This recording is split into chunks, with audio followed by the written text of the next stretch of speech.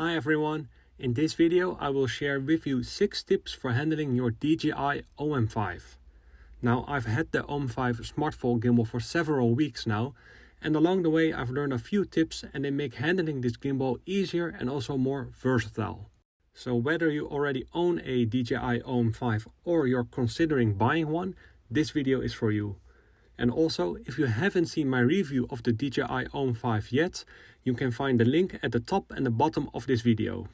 Some of you have already seen that video and I especially want to thank you for your comments and for subscribing to my channel. I really enjoy hearing from you and it also inspires me to make new videos. That being said, let's start with this video. Here's tip number 1 for handling your DJI OM5. In my review I informed you that the DJI OM5 is more limited in its movement compared to the DJI OM4. For example, the DJI OM5 does not rotate 360 degrees around its axis, and it's especially more limited when turning your camera up and down, as you can see right now in the video. If you find this is bothering you, try holding the DJI OM5 sideways when panning up and down. It will go much better this way. But to be honest, holding it sideways feels a bit unnatural and also uncomfortable when you're walking with the DJI OM5. Also, at the top of the selfie stick is a part that you can bend up to 90 degrees. And this allows you to further adjust the gimbal, and that's helpful when shooting in low angle scenarios. Unfortunately, you will have to do this adjustment manually, but it's a nice addition though. Ultimately, for me the advantages of the selfie stick outweigh the disadvantages of the limited movement space that the DJI OM5 offers.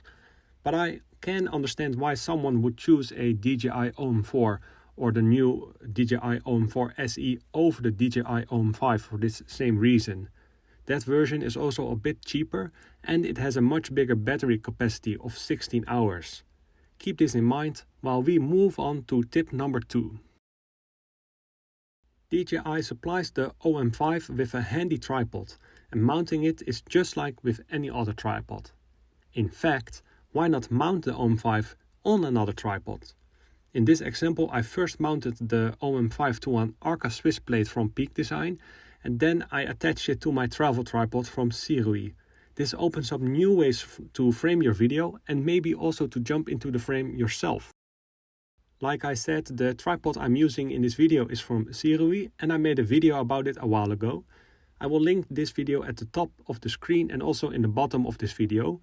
And as a bonus tip, as you can see, I also mount my DJI RSC 2 gimbal with a mirrorless camera on this tripod. And this all works great. Now, let's move on to tip number 3 to talk about what else works great. And that's active track. The DJI OM5 is shipped with already the 4th version of Active Track, and I'm very pleased with how well it works. Right now I'm using the DJI OM5 extended all the way with the front-facing camera of my iPhone 13 Pro Max. I have the option turned on that when I select the selfie camera, that Active Track also turns on immediately, and this allows you to film quickly and you don't have to worry that you're not in focus.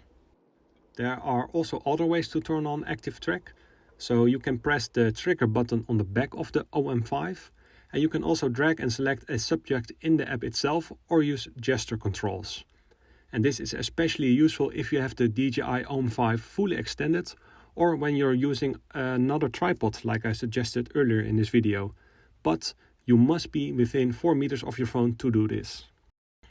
Let's move on to tip number 4. You could think that you can only use the OM5 with the DJI Memo app, but nothing could be further from the truth. Right now I'm using my iPhone's default camera app, and as you can see you can still use the OM5's buttons, for example to record and center. As a result, you may also be more inclined to use someone else's smartphone if yours, for example, is out of battery or perhaps someone else has a better camera. Your acquaintance does not have to install a special app to use the DJI OM5, and that is nice when sharing your gimbal with them. If you use different phones with the DJI OM5, it sometimes doesn't hurt to check if it's balanced correctly, and that brings us to tip number 5. DJI claims that accurate balancing is not needed for the DJI OM5 because of its strong motors. You only need to keep the magnetic phone clamp somewhat in the middle of your phone that you're using. You can also check this via an option in the menu if necessary. You will then be shown on the screen where the clamp should be, and you should align the dots on the phone clamp accordingly. In practice, this means to me that I have to put the magnetic phone clamp as close as possible to the volume rockers of my iPhone, and that way I don't experience any problems. Still not satisfied? Then you can also do a auto calibration, and then you will need to put your DJI OM5 on a flat surface, and then the gimbal will do the rest of the work.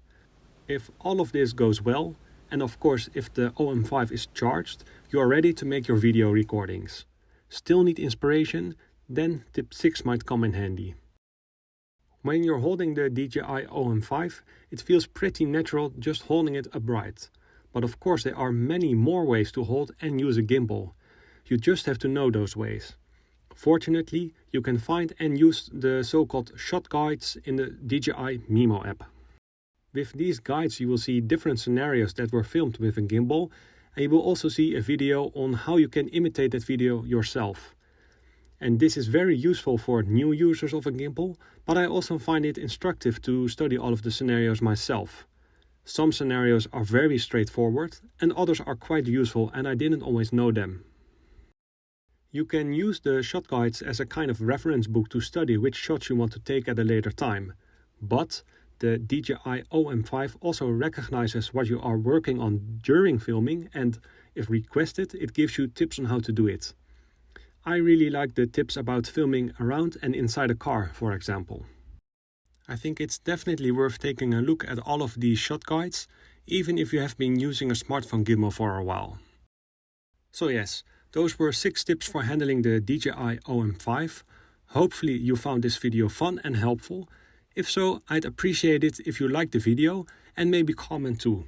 And it would be really cool if I was worth your subscription. You can expect more videos about DJI, but also about other tech and EVs. So I certainly hope to see you more often. Anyway, this was my video. Thanks for watching and have a great day.